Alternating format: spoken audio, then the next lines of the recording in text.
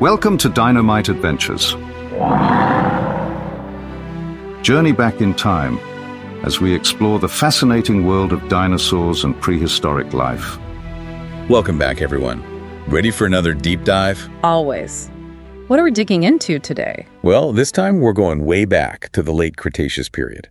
Think 76 to 74 million years ago. Specifically, we're going to get to know the Parasaurolophus. Oh yeah, the one with the crazy crest on its head? That's the one. That incredible, long, backward curving crest has puzzled paleontologists for, well, forever. It really is a head-scratcher. What was evolution up to there? Right. So that's what we're here to explore. Was that crest some kind of super-powered trumpet?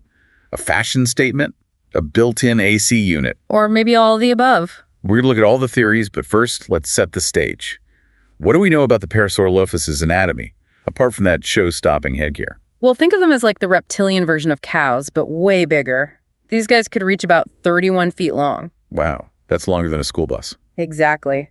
And they could weigh over 2 tons. Pretty sturdy creatures. Definitely not your average house pet. They walked on all fours, but could probably rear up on their hind legs to reach higher branches. I could picture it like a dino ballerina reaching for the top shelf. I like that. But back to that crest. Here's where things get really interesting. It wasn't just solid bone, you see. It was hollow. Hollow, huh? Yep, with this network of tubes connecting it to their nasal passages. Okay, now that screams sound amplification, right? Like a built-in instrument. You're on the right track. That brings us to what we call the resonance chamber hypothesis. Ooh, fancy name. What's that all about? Well, it basically suggests that the Parasaurolophus could have used their crest to amplify sounds. So they were blasting out dinosaur tunes, like prehistoric concerts. Maybe not quite concerts, but definitely some serious communication going on. Imagine these calls echoing across ancient valleys. Wow, that's mind-blowing. But wouldn't that also attract, unwanted attention, like from predators who are hungry for a Parasaurolophus burger? That's a good point. It's always a balance, isn't it? The need to communicate versus the risk of becoming someone's lunch. Survival of the loudest, but also the most cautious? Exactly. Some researchers think they might have produced low-frequency sounds. Those can travel long distances, but aren't as easy for predators to pick up. Ah, so like a secret dino code. I love it. But the crest couldn't have just been about sound, right? It was pretty flashy, too. Absolutely. That size and shape, it just screams visual signaling, or like a giant billboard on their head. Exactly. And we can't rule out color either. It could have been brightly colored, maybe for species recognition, or even attracting mates. Okay, now I'm picturing a prehistoric fashion show. Dinosaurs strutting their stuff, showing off their crests. It's a fun thought. But there's another theory, too. Temperature regulation. Wait, really? Their head was like a built-in thermostat. Well, think about it. That large surface area of the crest, plus all the blood vessels running through it, it could have helped them release excess heat or absorb warmth from the environment. So we've got communication, display, and temperature control, all in one incredible crest. The Parasaurolophus was like a Swiss Army knife of dinosaurs. Huh. I like that analogy. It makes you wonder, though, what would it have been like to actually see these guys in action? What sounds did they make? What were they saying with those crests? I know, right? It's like we need a time machine. It's just amazing to think of the sheer variety of dinosaurs, Totally. And to really get them, we got to picture their world, right? Yeah. What was life like for the Parasaurolophus back in the Late Cretaceous? Well, North America was a whole different ball game back then. Think lush, swampy forests. Okay, so like a dinosaur jungle. Kind of.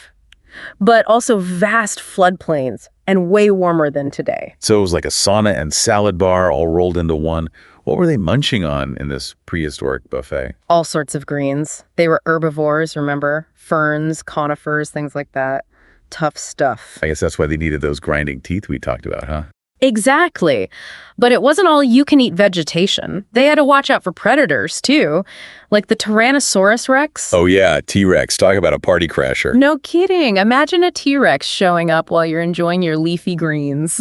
I think I'd lose my appetite. So how did the Parasaurolophus stay safe with those giant carnivores around? Well, that's where herding behavior might have come in handy. Safety in numbers, right? Makes sense. A giant dino mob. And remember those low-frequency calls we talked about? Maybe a whole herd of Parasaurolophus blaring those out was enough to scare off a T-Rex or two. Like a dinosaur alarm system. I love it. Yeah. Did they have any other tricks up their sleeves besides the crest and the herd? Their legs were built for both speed and agility.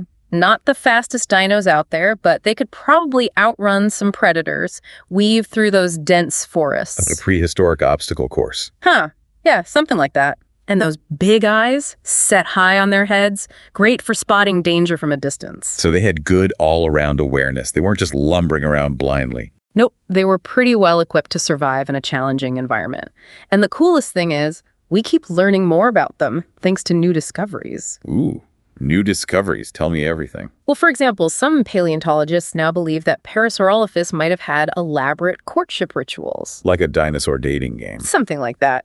Maybe those crests were used for visual displays, bobbing their heads, maybe even changing the color of their crests to attract a mate. Okay, that's taken the dinosaur fashion show to a whole new level. I know, right?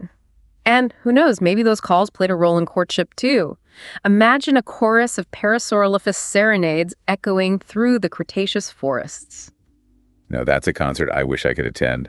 It's just amazing how much we can piece together about creatures that lived millions of years ago. It really is. It's like having a window into a lost world, you know? For sure. And with every new fossil, every study, we get to add another piece to the puzzle. Exactly. It's like putting together a giant jigsaw puzzle, but with dinosaur bones instead of cardboard. I like that.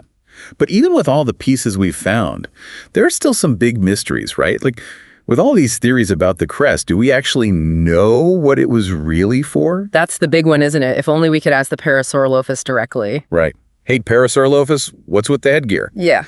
But sadly, no time machine yet. So, what's the best guess? Honestly, it probably wasn't just one thing. This crest was likely a multitasker. Communication, visual display, maybe even that temperature regulation we talked about. So the ultimate dino accessory. Exactly. Nature's Swiss Army knife, remember? Huh? I do.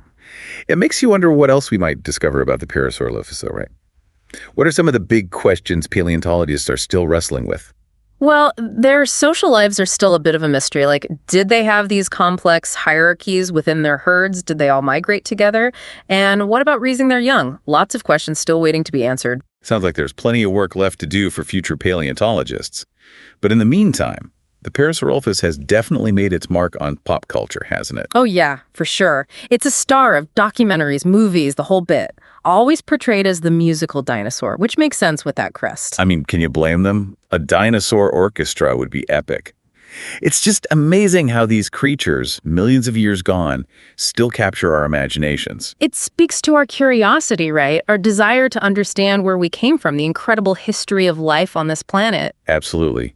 And with every new fossil, every new study, that picture becomes a little clearer, a little more amazing. Exactly. That's the beauty of paleontology, isn't it? Always discovering, always learning. Well said.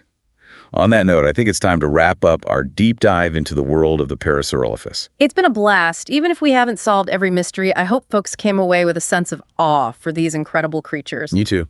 And hey, who knows? Maybe one of our listeners will be the one to make the next big Parasaurolophus discovery. You never know. So to everyone out there, keep exploring, keep asking questions, and keep that dino enthusiasm burning bright. Couldn't have said it better myself. Yeah. Thanks for joining us on this deep dive, everyone.